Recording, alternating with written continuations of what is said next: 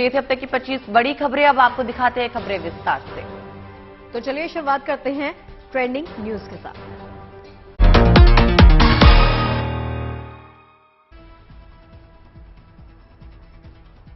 Monsoon की बरसात से पानी पानी, मुंबई ऑरेंज अलर्ट जारी। दिल्ली में आज भी मौसम सुहाना।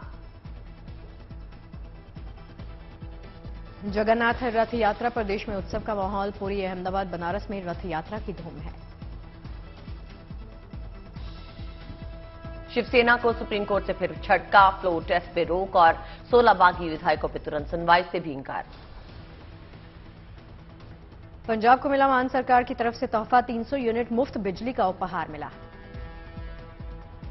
नुपुर शर्मा के पैगंबर पे दिए बयान पे सुप्रीम कोर्ट सख्त, कहा देश से माफी मांगे नुपुर।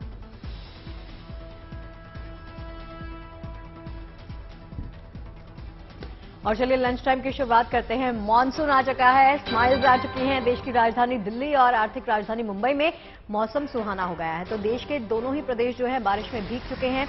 लोगों को गर्मी और उमस से राहत मिल गई है। दिल्ली और आसपास के इलाकों समेत पूरे उत्तर भारत में कल से शुरू हुई बारिश के बाद से मौसम खुशनुमा बना हुआ है। 2 तस्वीरें आपको दिखा रहे हैं। दिल्ली और नजदीकी इलाकों में आज भी बादल छाए रहे।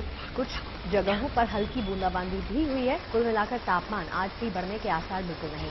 तो वहीं मुंबई की तस्वीर, मुंबई में जोरदार बारिश हो रही है, जिसके चलते मुंबई के कई इलाकों में पानी भर गया, जिससे लोगों को आवाजाही में दिक्कत हो रही है। और मौसम विभाग ने मुंबई में बारिश के चलते ऑरेंज अलर्ट भी जारी कर दिया है।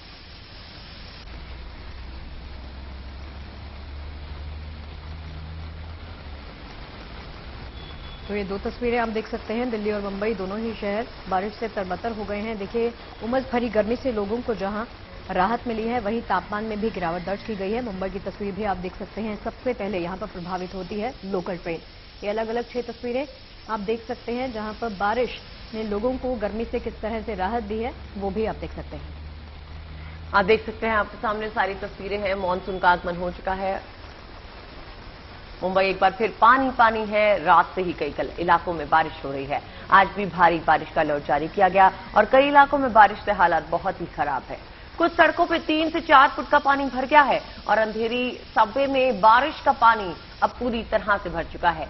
अंधेरी सबवे को बंद कर दिया गया है और अंधेरी सबवे के आसपास के सड़कों में भी पानी भरा हुआ है और सब कुछ डूब चुका है। नालों में पानी ओवरफ्लो हो रहा है।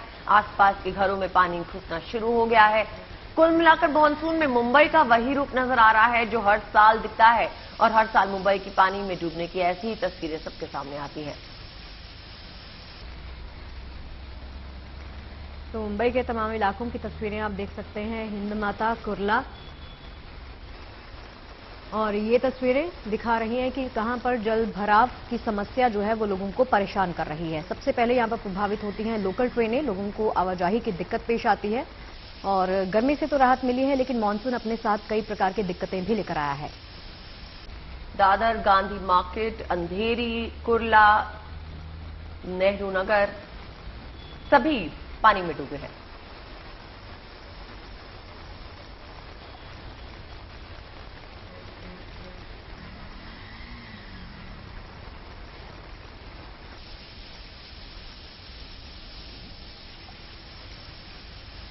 तो मुंबई के तमाम इलाकों की तस्वीरें आपको दिखा रहे हैं। जैसे ही यहां पर बरसात शुरू हो जाती है या प्री मानसून शावर्स शुरू हो जाते हैं तो मुंबई पानी पानी हो जाती है। जिधर देखो सिर्फ और सिर्फ पानी पानी आपको देखने को मिल जाएगा।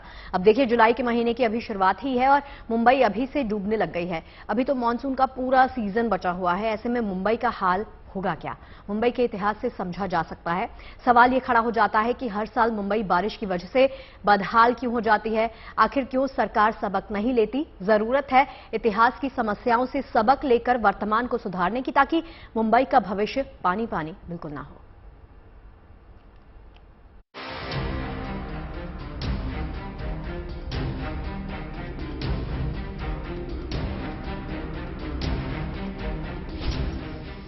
मानसून के आने के साथ ही हर साल की तरह मुंबई पानी पानी हो चुकी है। कई इलाकों में पानी भर गया है। निचले इलाके पानी में जलमग्न हो गए हैं। पानी भर जाने से शहर के कई सबवे भी बंद कर दिए गए हैं। मुंबई की ये तस्वीर सिर्फ आज की नहीं, हर साल मानसून में मुंबई ऐसे ही पानी में गोते लगाती है। हर साल मुंबई की रफ्तार मानसून में ऐसे ही थम जाती है। आमची मुंबई हर बरस अपनी इन तस्वीरों पर क्यों रोती है? इसका जवाब CAG यानी कैग ने अपनी एक रिपोर्ट में दिया था। आपदाओं से निपटने में BMC के प्रबंधन तंत्र का ऑडिट करने के बाद CAG ने जो रिपोर्ट पेश की थी उसमें कहा गया था BMC ने जो गटर बनाए हैं वो सपाट बनाए गए हैं। इससे ज्वार भाटे का प्रतिकूल परिणाम होता है। पानी की निकासी करने वाली नालियां समुद्र तल से काफी नीचे हैं। समुद्र में पानी फेंकने वाली 45 निकास नालियों में से केवल 3 पर दरवाजे हैं। इसलिए जब समुद्र में ज्वार आता है तब इन 3 नालियों से ही समुद्री पानी को भीतर जाने से रोका जा सकता है। मुंबई के गटरों की क्षमता प्रति घंटा 25 मिलीमीटर बारिश का पानी बाहर निकालने की है। बड़े नालों से होकर डाली गई केबल पाइपलाइनें तमाम नालों के प्रवाह को रोकती हैं। BMC नालों की मरम्मत की अनदेखी करती है।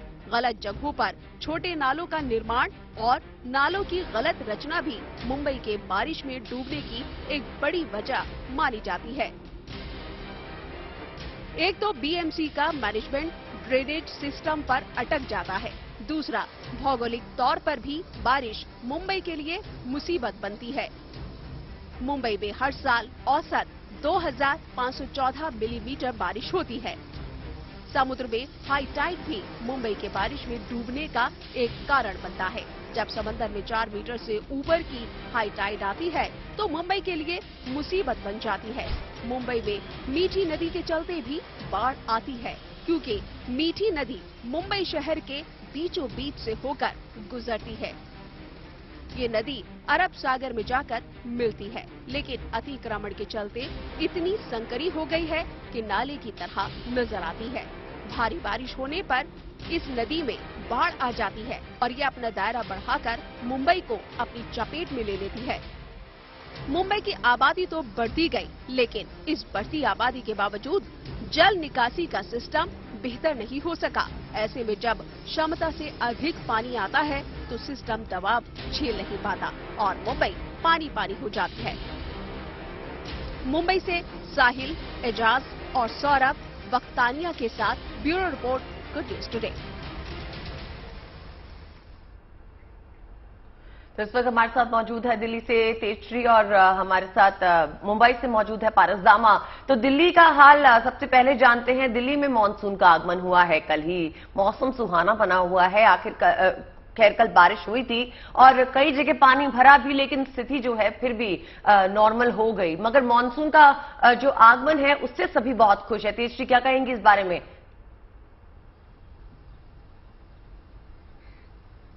जी बिल्कुल, देखिए कल जो बारिश हुई उससे दिल्ली NCR वालों को बहुत राहत मिली है, क्योंकि हमने देखा तापमान जो है वो लगातार बढ़ रहा था। ऐसे में बारिश का आना एक बहुत अच्छी खबर थी दिल्ली NCR के वासियों के लिए। और हमने देखा कि सुबह 6 बजे से ये बारिश शुरू हुई, जो शाम के 4 बजे तक ये बूंदाबांदी होती रही। अब मौसम विभाग का ये कहना है कि इसी तरह से जो हल्की फुल्की बारिश है आने वाले 3 से 4 दिनों में होती रहेगी। और अनुमान ये लगाया जा रहा है कि 5 जुलाई से जो है मूसलाधार बारिश जो है दिल्ली NCR के इलाके में शुरू होने वाली है। आज चूंकि मौसम विभाग का कहना है कि अभी आज भी बारिश होगी, लेकिन वो हल्की फुल्की बारिश होगी, जिससे अभी जो उमस महसूस हो रही है उसमें उमस में कमी आएगी और मौसम भी सुहावना होने वाला है। और साथ ही साथ ये भी कहना है कि गाजियाबाद का जो क्षेत्र है उसमें आंधी तूफान के साथ तेज बारिश की संभावनाएं जताई जा रही है। अब यदि हम दिल्ली NCR से सटे उत्तर प्रदेश की भी बात करें तो कहा जा रहा है कि लखनऊ में भी आज तेज बारिश होने वाली है। उत्तर प्रदेश में भी कल बारिश हुई, लेकिन लखनऊ में आज खासतौर पर बारिश होने वाली है, ऐसा मौसम विभाग का कहना है।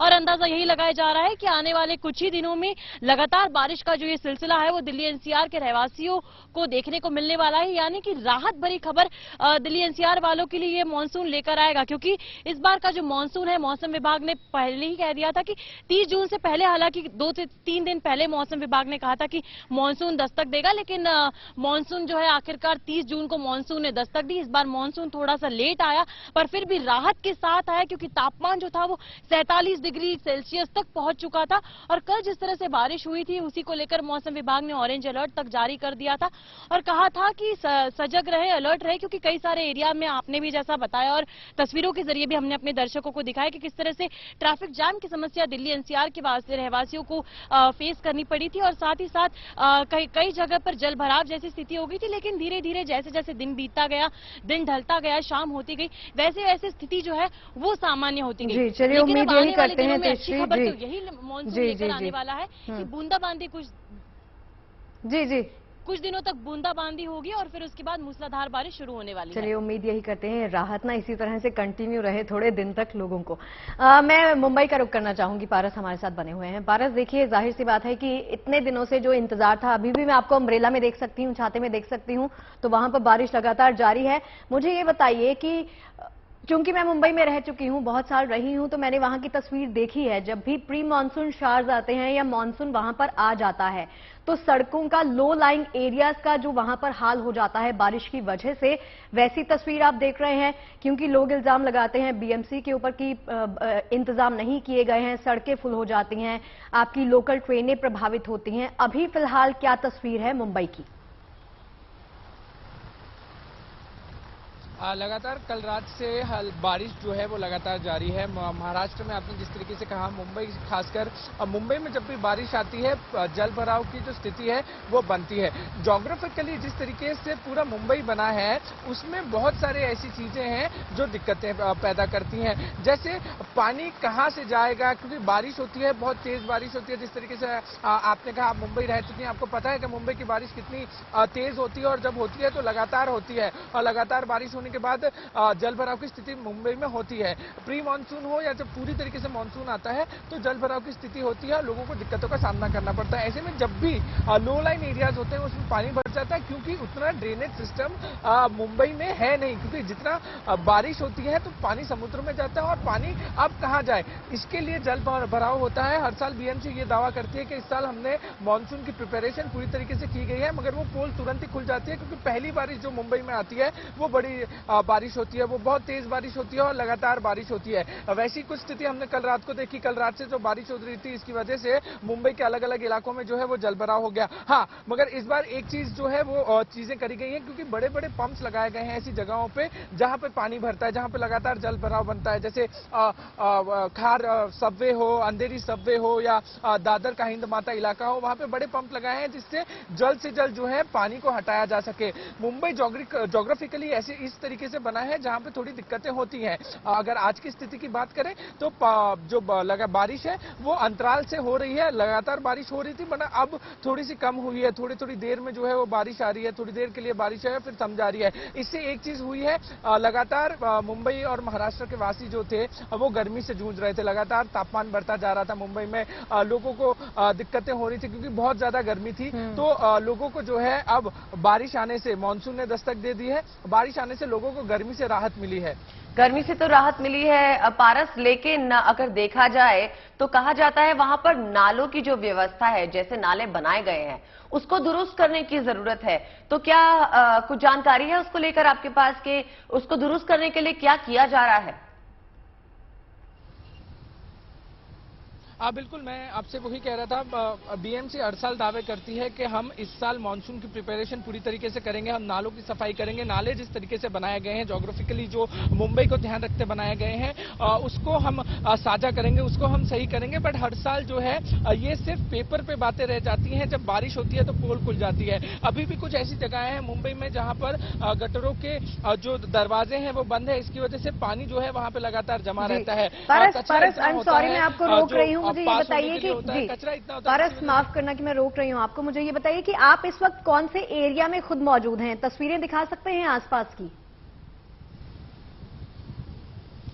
जी बिल्कुल, मुंबई का सबसे प्रख्यात स्थल है ये जुहू बीच, जहां मौजूद हैं लोग। बारिश के मौसम में यहां अक्सर आते हैं और अपना जो कुछ समय होता है, पर्सनल समय होता है, वो बिताने की कोशिश करते हैं। आप लहरें देख सकती हैं, पानी का बहाव कितना तेज है। वहीं रिमझिम बारिश लगातार मुंबई में जारी है। लोग देखिए, लोग एंजॉय कर रहे हैं, यहाँ पे आ रहे हैं, लोग खुश हैं क्योंकि गर्मी से जो है उनको निजात मिली है। अक्सर पहली बारिश में लोग यहाँ पहुंचते हैं और एंजॉय करते हैं। कुछ कुछ तस्वीरें मैं आपको दिखाऊंगा। लोग अपने परिवार के साथ पहुंचते हैं, यहाँ पे अलग अलग तरीके की जो चीजें हैं वो खाते हैं, यहाँ अक्सर पहुंचते हैं। मुंबई का जुहू बीच इलाका है ये। जी तेजश्री, आप जहां पर हैं वो कौन सा इलाका है? मौसम आपके पीछे तो खास करके सुहाना नजर आ रहा है। जरा क्या आप भी कैमरा पैन कीजिए और हमें दिखाइए।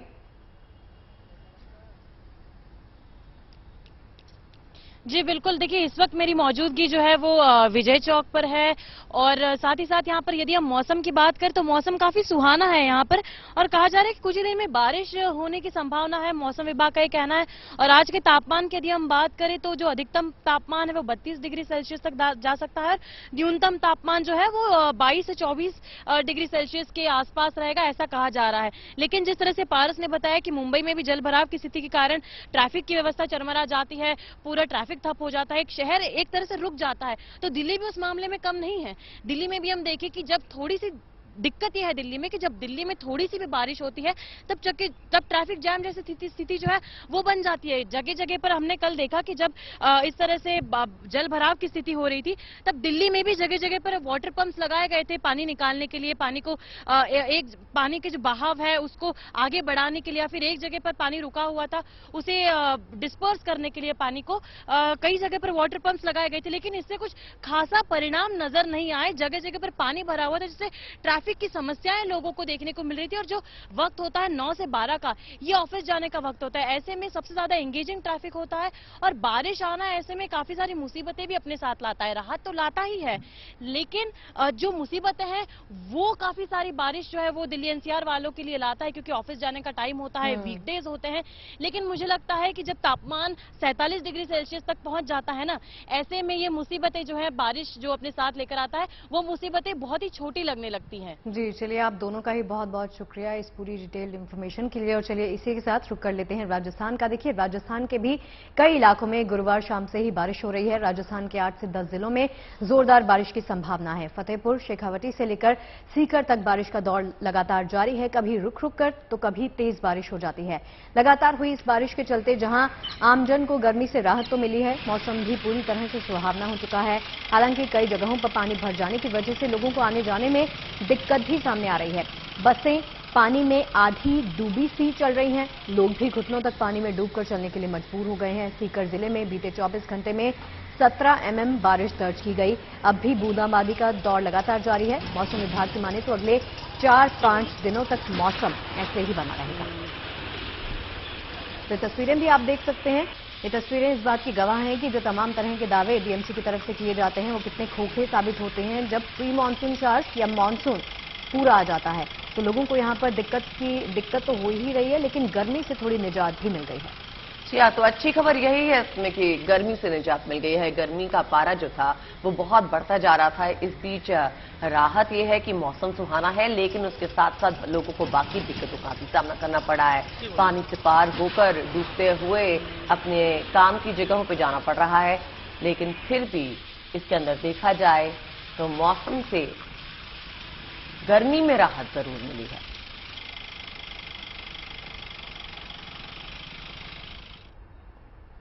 दिल्ली नहीं बल्कि पूरे उत्तर भारत में मानसून मेहरबान है। जहां दिल्ली में झमाझम बारिश से गर्मी से बड़ी राहत मिली, वहीं कई शहरों में बादल के बरसने से मौसम का मिजाज बदल गया।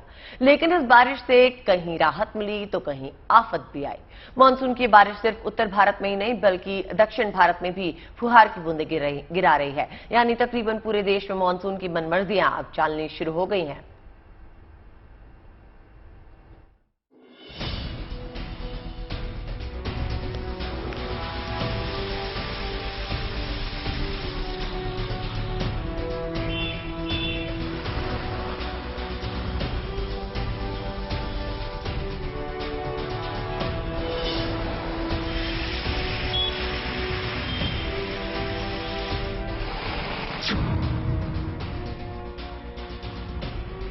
मानसून की पहली ही बारिश में राजस्थान के भरतपुर का बंटाधार हो गया। शहर की गलियां दरिया बन गई और पूरा इलाका जलमग्न हो गया। हालांकि इस बारिश से लोगों को भीषण गर्मी से राहत जरूर मिली है, लेकिन जलजमाव से मुसीबत भी बढ़ गई है।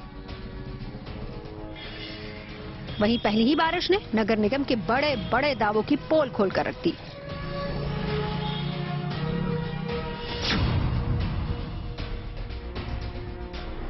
बारिश और जलजमाव की ये तस्वीरें चंडीगढ़ की हैं। तेज बारिश से लोगों को गर्मी और उमस से राहत मिली, लेकिन यहाँ भी जलजमाव की समस्या से लोग परेशान हो गए। मौसम विशेषज्ञों की माने तो आने वाले 24 से 36 घंटे में चंडीगढ़ समेत उत्तर भारत में और बारिश हो सकती है। सिटी ब्यूटीफुल चंडीगढ़ में आज सुबह से ही तेज बारिश हुई, जिससे लोगों को गर्मी और उमस से राहत मिली है। मेरे पीछे आप तस्वीरों में देख सकते हैं कि जो तेज बारिश है उसके कारण है जल भराव है वो कई सेक्टर्स में हो गया, जिससे लोगों को दो चार होना पड़ा है। उसके साथ साथ अगर हम मौसम विशेषज्ञों की माने तो आने वाले 24 से 36 घंटों में चंडीगढ़ समेत उत्तर भारत में और बारिश होने की संभावना जताई गई है। उसके साथ साथ जो ये बारिश है वो ये प्री मॉनसून शावर्स की दस्तक है और खासकर लोगों को गर्मी से कहीं ना कहीं निजात जरूर मिली है। बारिश की फुहारों ने उत्तर प्रदेश की राजधानी लखनऊ को भी तरबतर कर दिया। हालांकि लखनऊ में ज्यादा बारिश तो नहीं हुई, लेकिन बारिश की इन बूंदों ने गर्मी से राहत जरूर दे दी है।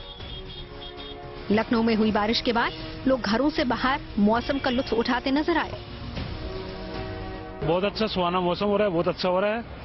काफी महसूस हुआ कि पहले गर्मी ज्यादा हो रही थी, अब थोड़ी ठंडक हुई है हल्की हल्की, लेकिन इतनी नहीं उमस हो रही है फिलहाल, पहले से बेहतर है। तभी तो बारिश को एंजॉय कर रहे हैं, मजे ले रहे हैं। अब घर पे जाएंगे, चाय बनाएंगे, पकौड़े खाएंगे। दिनों से बहुत ज्यादा गर्मी थी, ह्यूमिडिटी का लेवल इतना ज्यादा था कि कोई काम नहीं हो पा रहा था। इतना गर्मी था कि हेडेक रहने लग गया था। सो आज का मौसम काफी रिलैक्सिंग है, पीस है, एक तरीके से सुकून है इस मौसम में। और ये बारिश का मौसम वैसे ही बहुत खूबसूरत लगता है, ग्रीनरी बहुत खिल के आती। मॉनसून की पहली बारिश कहीं राहत बनकर आई तो कहीं आफत बन गई। पहाड़ों में मॉनसून की पहली ही बारिश से लगातार हालात बिगड़ गए। उत्तराखंड के रुद्रप्रयाग में मॉनसून की बारिश आफत बनकर बरस रही है। लगातार हो रही बारिश की वजह से रुद्रप्रयाग में अलकनंदा नदी उफान पर है, जिससे लोगों को भारी मुसीबतों का सामना करना पड़ रहा है।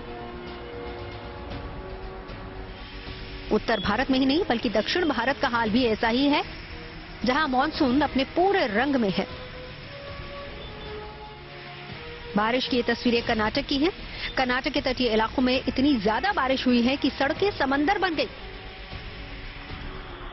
भारी बारिश की वजह से पानी की निकासी न हो पाने की वजह से लोग परेशान हो रहे हैं और जगह जगह जलजमाव की तस्वीरें भी देखने को मिल रही हैं। राहत की इस बारिश से जहां तापमान में कमी आई है, वहीं गर्मी से राहत भी मिली है। जिन इलाकों में मानसून अभी तक नहीं पहुंचा है, उन इलाकों में 5 जुलाई तक मानसून दस्तक दे सकता है। दिल्ली से सुशांत मेहरा, अमित भारद्वाज और वरुण सिन्हा के साथ bureau report, good news today.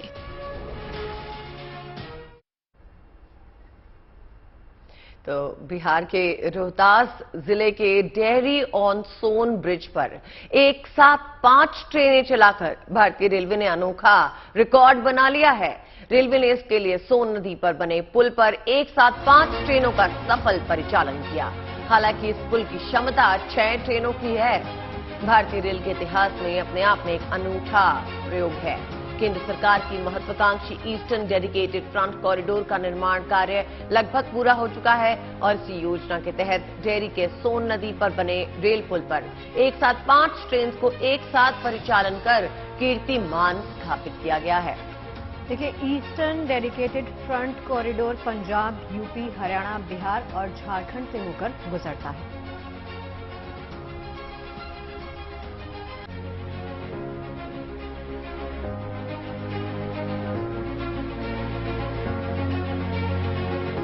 Odisha के पुरी में आज भगवान जगन्नाथ की रथ यात्रा का धूमधाम से निकाला जा रहा है। रथ यात्रा में शामिल होने के लिए देश विदेश से लोग पुरी पहुंचे हैं। इस रथ यात्रा में भगवान जगन्नाथ, उनके बड़े भाई बलराम और बहन सुभद्रा का रथ भी निकाला जाता है। रथ यात्रा का समापन 12 जुलाई को होगा। भगवान का रथ खींचकर पुण्य कमाने के लिए लाखों भक्त पुरी धाम पहुंच चुके हैं। प्रदेश सरकार ने यात्रा शांतिपूर्ण कराने के लिए सुरक्षा के कड़े इंतजाम किए हैं।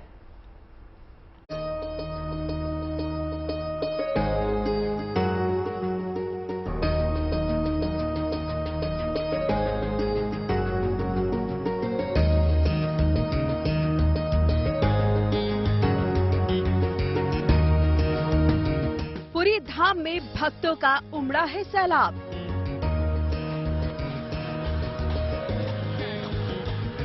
भगवान जगन्नाथ के गूंज रहे हैं जयकारे। उड़ीसा के पुरी में आस्था और भक्ति से सराबोर भगवान जगन्नाथ की रथ यात्रा निकाली जा रही है। पिछले 2 साल से पुरी में भगवान जगन्नाथ यात्रा निकाली तो जा रही थी, लेकिन कोरोना की वजह से उतनी धूमधाम से रथ यात्रा का उत्सव नहीं मनाया जा रहा था और न ही भक्त इस यात्रा में शामिल हो पा रहे थे। लेकिन इस बार रथ यात्रा पूरे पारंपरिक तौर तरीके, विधि विधान और धूमधाम से हर्षो उल्लास के साथ निकाली जा रही है।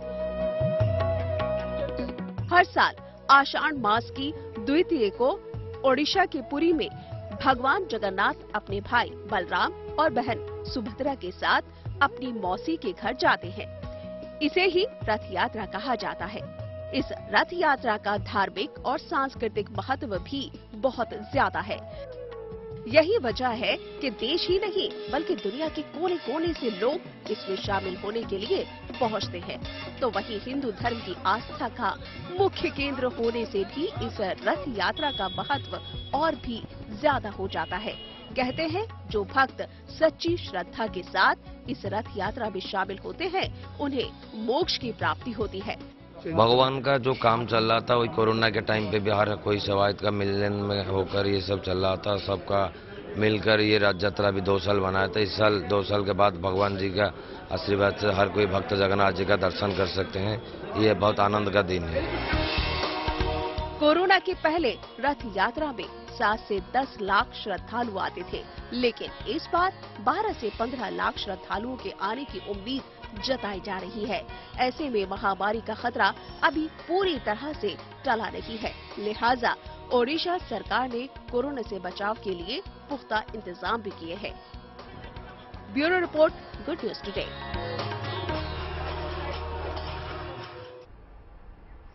तो इस यात्रा का उत्साह तो आपने देख लिया। अब अहमदाबाद में भी जगन्नाथ यात्रा की धूम मची हुई है। जगन्नाथपुरी की तर्ज पर अहमदाबाद में भी भगवान जगन्नाथ की 145वीं रथ यात्रा निकाली जा रही है। देखिए, भगवान के साथ बड़ी तादाद में भक्तों का काफिला चल निकला है। भगवान जगन्नाथ की ये नगर यात्रा 19 किलोमीटर की होगी और सुबह अमित शाह ने मंगला आरती भी की। उसके बाद मुख्यमंत्री ने सोने के झाड़ू से झाड़ू लगाकर भगवान की पहिन विधि की और फिर से रथ यात्रा नगर भ्रमण पर निकल पड़ी।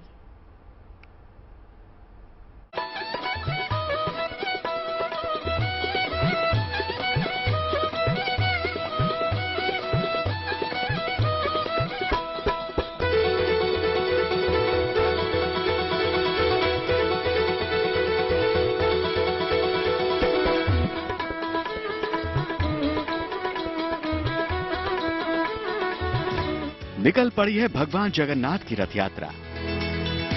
आस्था के रंग में रंग चुका है अहमदाबाद। रंग बिरंगी रोशनी से गुलजार जगन्नाथ मंदिर। भक्तों की अपार उत्साह और उमंग के बीच गुजरात के अहमदाबाद में भव्य और दिव्य रथ यात्रा की शुरुआत हो चुकी है। भाई बलभद्र और बहन सुभद्रा के साथ भगवान जगन्नाथ नगर यात्रा पर निकल पड़े हैं। रथ यात्रा में श्रद्धालुओं का अपार जन समुदाय चल पड़ा है। नाचते गाते झूमते भक्त अपने आराध्य के साथ निकल पड़े हैं। जय जगन्नाथ की गूंज से माहौल पूरी तरह भक्तिमय हो चुका है।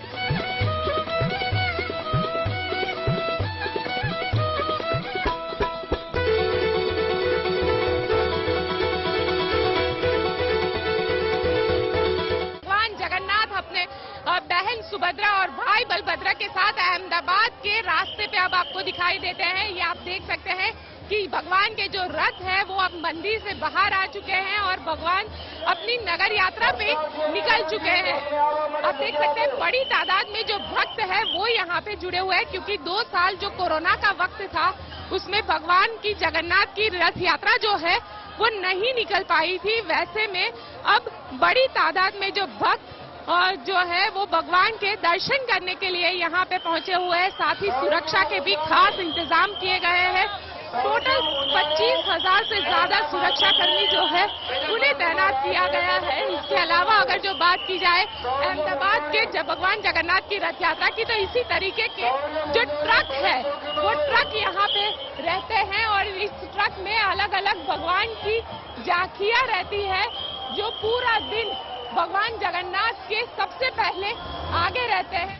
अहमदाबाद की भगवान जगन्नाथ की रथ यात्रा की खासियत ये है कि रथ यात्रा में सबसे पहले 17 हाथी 101 ट्रक में भगवान जगन्नाथ की अलग अलग झांकियां निकाली जाती हैं।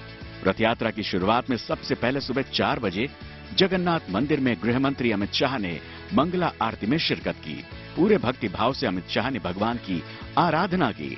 इस मौके पर अमित शाह के साथ उनका पूरा परिवार भगवान के दरबार में मौजूद था। भगवान की आंखों पर बांधी गई पट्टी को मंगला आरती के बाद खोला गया। इस खास मौके पर जगन्नाथ मंदिर को बेहद खूबसूरती से सजाया संवारा गया।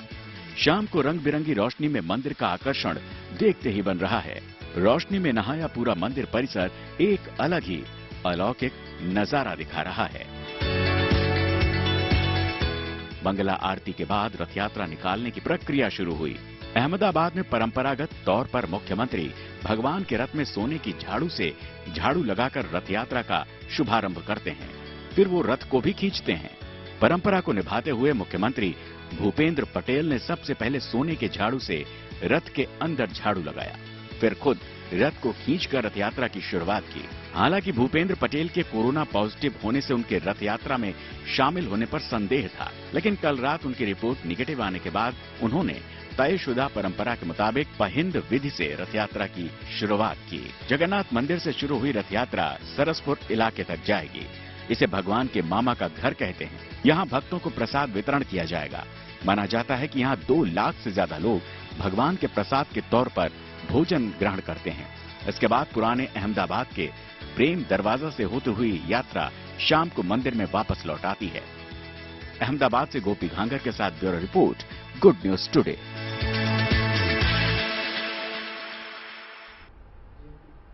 सिर्फ पुरी और अहमदाबाद में ही नहीं बल्कि देश के और भी इलाकों में रथ यात्रा का उत्सव मनाया जा रहा है। आपको अब दिखाने जा रहे हैं रथ यात्रा के अलग अलग रंग।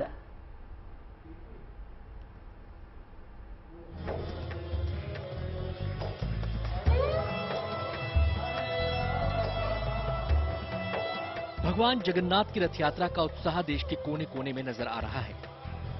आपके सामने हैं बेहद खास तस्वीरें। वडोदरा में लगातार 41वें साल धूमधाम से रथ यात्रा की तैयारियां दिखी, तो भुवनेश्वर में एक कलाकार ने इस खास मौके पर अपने हुनर का कमाल दिखाया। पुरी में समुद्र के किनारे सैंड आर्टिस्ट के जरिए रथ यात्रा का अनूठा स्वरूप पेश किया गया। वहीं धनबाद में इंजीनियरिंग के छात्रों ने भगवान जगन्नाथ, बलभद्र और सुभद्रा के लिए हाईटेक रथ तैयार किया। रथ यात्रा के लिए हर साल नए सिरे से रथों का निर्माण किया जाता है, तो इस बार झारखंड की कोयला नगरी धनबाद के छात्रों ने कुछ और नया करने की ठान ली। छात्रों ने इस बार तकनीक का बेहतरीन इस्तेमाल करते हुए ऐसा इलेक्ट्रिक ऑटोमेटिक रथ बनाया जिसके जरिए भगवान जगन्नाथ की यात्रा में कहीं कोई बाधा नहीं आएगी। मैकेनिकल इंजीनियर और इलेक्ट्रॉनिक इंजीनियर ने मिलकर एक पुल्ली का निर्माण किया है। ये पुल्ली की ऐसी व्यवस्था की गई है कि ये जो उसका गुंबद है, रथ का गुंबद, ये 30 फीट ऊंचाई तक जाता है और यदि कोई लाइव केबल या कोई पेड़ पौधा या कुछ ऐसा आता है तो केवल एक बटन दबाने से ये पूरा 30 फीट ऊंचा रथ केवल 10 फीट तक नीचे आ सकता है। और इसमें ब्रेक सिस्टम का भी यूज किया गया है ताकि अगर ये ओवर कंट्रोल हो गया रोड पे चलते चलते, अगर इसे कोई बहुत तेजी से खींच ले तो ये कंट्रोल में भी, ये नियंत्रण में आ सके रथ, वहां पे रुक जाए। ओडिशा के खुर्दा जिले के चटनी गांव के मिनिएचर कलाकार एल ईश्वर राव ने पेंसिल, चौक और माचिस की तीलियों की मदद से भगवान जगन्नाथ, देवी सुभद्रा और भगवान बलभद्र के मनमोहक नन्हे रथों का निर्माण किया है। इन सभी रथों पर विराजमान भगवान जगन्नाथ और उनके भाई बहन की प्रतिमाओं को नीम की लकड़ी से बनाया गया है। इन सभी रथों को बनाने में 15 दिनों का समय लगा। पिछले 2 साल से रथ यात्रा बिना भक्तों से हुआ था, लेकिन इस बार जो भगवान जी रथ यात्रा भक्तों के साथ हो रहा है, तो मैं सोचा मैं मेरे इस कला के जरिए कुछ बनाऊं। तो मैंने चॉक पीसेस और मैथ स्टिक्स और पेपर को लेकर मैं 7.5 इंच का रथ बनाया हूं और उसका चौड़ाई है 3.5 इंच। और इस जो chalk piece chalk piece 52 chalk pieces और 101 मैच स्टिक्स और पेपर को लेकर मैं ये काम किया हूँ। और इसका अंदर जो प्रभु जगन्नाथ जी और बलभद्र जी और बहन सुभद्रा जी का उसका हाइट है 1 इंचेस, उसको मैं लेकर रथ में विराजमान किया हूँ। मशहूर सैंड आर्टिस्ट सुदर्शन पटनायक भी अपने तरीके से भगवान जगन्नाथ की रथ यात्रा को सेलिब्रेट करने में पीछे नहीं रहे। सुदर्शन पटनायक ने पुरी में ही समुद्र के किनारे रेत से भगवान जगन्नाथ की प्रतिमा और रथ बनाकर अपनी श्रद्धा का इजहार किया। इसके साथ ही इन्होंने एक नया रिकॉर्ड भी बनाया है। हर साल जगन्नाथ जी की रथ यात्रा पे हम लोग पुरी बीच पे सैंड स्कल्पचर क्रिएट करते हैं। 2016 में यहाँ पर पुरी बीच में हम लोगों ने 100 सैंड चैरियट क्रिएट किए थे, जो Limca book of world records में प्लेसमेंट हुआ था। और हम लोग का जो रिकॉर्ड्स था उसी रिकॉर्ड्स को ब्रेक करके इस बार हम लोगों ने 125 सैंड चैरियट क्रिएट किए हैं। छात्रों और कलाकारों ने विज्ञान और कला के जरिए रथ यात्रा में नए रंग भरने की कोशिश की है। तो वडोदरा में लगातार 41वें साल हो रही रथ यात्रा के लिए रथों को सजाने में कोई कसर नहीं छोड़ी गई। फूलों से लेकर रंगों तक हर तरह से रथों की सजावट इस तरीके से की गई कि पुरी की रथ यात्रा की झलक यहाँ भी दिखाई दे सके। जगन्नाथपुरी के रथ में जो कलर और जिस प्रकार से उसमें डिजाइन की गई है, वही सारे कलर कॉम्बिनेशन और डिजाइन कॉम्बिनेशन इस रथ में की गई है और वही कलर हम यहाँ पे यूज कर रहे हैं। कलाकारों से लेकर आम लोगों तक हर कोई रथ यात्रा के इस उत्सव को हर्षोल्लास के साथ मनाने में तन मन धन से जुटा हुआ है, ताकि इस बार ये आयोजन यादगार बन जाए। भुवनेश्वर में मोहम्मद सुफियान और धनबाद से मिथुन मोदक के साथ bureau report, good news today.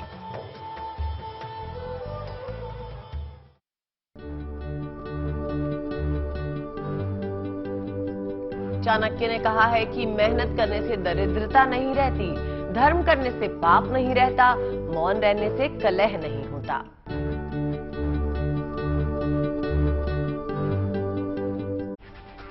उम्मीद करते हैं खबरों के इस लंच टाइम में आपको पेट भर जानकारियां मिल गई होंगी। और चलिए इस वादे के साथ छोड़ जाते हैं, हम दोनों की मुलाकात आप सभी के साथ होगी मंडे को। अपना बहुत ख्याल रखिए, देखते रहिए गुड न्यूज टुडे। नमस्कार।